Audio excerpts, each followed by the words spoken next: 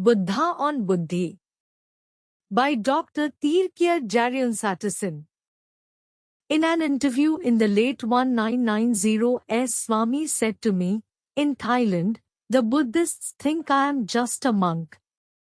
Of course, we devotees know that Swami is not a monk. He is much more than a monk. He is a primeval Buddha. In this article, I would like to share with you the universal message of Gautama Buddha in light of Swami's teachings. At one time, Swami asked me, "What is the highest knowledge?" I replied, "Practical knowledge." He then probed deeper, "How do you get to practical knowledge?" And he offered the answer as well, by discrimination. Buddhi is discrimination. Buddha only imparts buddhi in order to remove ignorance. I heard that Swami had said to a Buddhist devotee, "Buddha is my gift to the world." So, I repeated this quote in his divine presence in my talk during Buddha Purnima celebration, and Swami graciously acknowledged it. Whenever an avatar, divine incarnation, comes, he gives new insights to ancient teachings and scriptures, making them simple and easy to understand. If you look deeper into the teachings of the Buddha, as expounded by Swami, another consistent theme emerges. Here is a Buddhist prayer which Swami explained beautifully. Buddham Sharanam Gacchami, and continued with Dharmam Sharanam Gacchami and Sangha M Sharanam Gacchami. But Swami had the order differently. He said that Buddha declared first, Buddham Sharanam Gacchami, meaning, I take refuge in buddhi, intellect, or discrimination. Then he said later, in the second stage, if discrimination is at an individual level, it often tends to be selfish. Swami said, the Buddha later declared the second stage, Sangam Sharanam Gacchami, meaning let me take refuge in society, in the Sangam, in the community. On another occasion, I asked, Swami, how can we change or transform the mind? Being a psychiatrist, I was eager to hear his answer, because nobody has given me a satisfactory answer to the question. Swami looked at me quietly, kind of innocently, and said, it is very simple. It is very simple, by discrimination.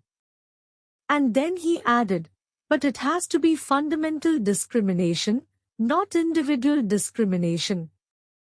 Individual discrimination is whether something is good for me or not. Whereas fundamental discrimination, according to Swami, is whether it is for the good of all, good for society.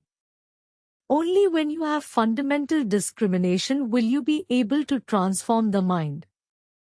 That's how he explained this point. Once he told me to practice detachment. I still remember that I thought at the time that he meant by giving up attachment to the world. I thought that I am not ready to do that yet. As if reading my thoughts, he said, no, no, no. Detachment is deep attachment to God. Detachment means deep attachment to God. And then he said, what is attachment? Attachment is detachment from God. It's very simple, but at the same time, very profound. Swami loved to tell the stories of Buddha, especially about how Buddha was abused and the lessons he taught by his responses to the abuses. Number 1, when Buddha was abused, he did not react or accept it. Swami narrated the story about Buddha going to a village, where he was abused by the villagers since they disliked him. Buddha in turn would only smile at hearing the abuses and ask them, if a beggar comes seeking alms from you, and you offer food, but the beggar refuses to accept the food, to whom does the food belong? The villagers acknowledged that it would remain with the giver. Then Buddha said, the same thing happens to all the abuses hurled toward me. I do not accept them. So where do they go? They will remain with you. They return to the abuser. This is the first response of Buddha, and this is so prevalent in today's world of social media. Having been a minister for 5 years, I have experienced this so many times in social media. So, my first response is that I do not read the chatter in social media, and that I stopped seeing them to keep my sanity. When people say bad things, one should not accept it. Then it goes back to the people who say them. This is the first response. The second response is what Swami often illustrated with another story of Buddha. He said that at one time Buddha was sitting under the Bodhi tree and his disciples were seated around and praising him. But other people were also gathered, who were abusive toward him, saying bad things about him. Again, Buddha's response was a gentle smile. The disciples, on the other hand, were irate and wanted to beat up the abusers. But Buddha forbade them and said not to resort to violence and told them, just as you get joy by praising me, they too get joy and satisfaction by abusing me. Thus, both sides are getting joy. I have been given the opportunity to serve by giving joy to all of you. As Swami says, whenever somebody says bad things about you, number 1, do not accept it, and number 2, you should rejoice knowing that you are actually making them happy and giving them satisfaction. This means that you have the opportunity to do seva, service.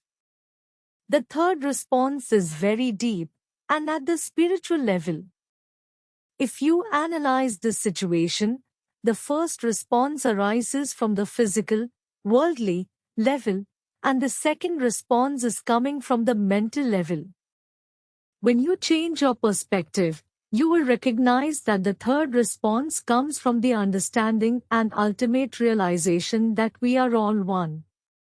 The Buddha says the abuser and the abused persons are one and the same. They all have the same essence of divinity. They are all God, and therefore nobody can abuse another person, because all are one. There is no other. This is Swami's favorite teaching on the Buddha. Swami said in a way that encapsulates the essence of the Buddha's teaching and his teaching for us in 2 simple terms: we should have peace within and love without.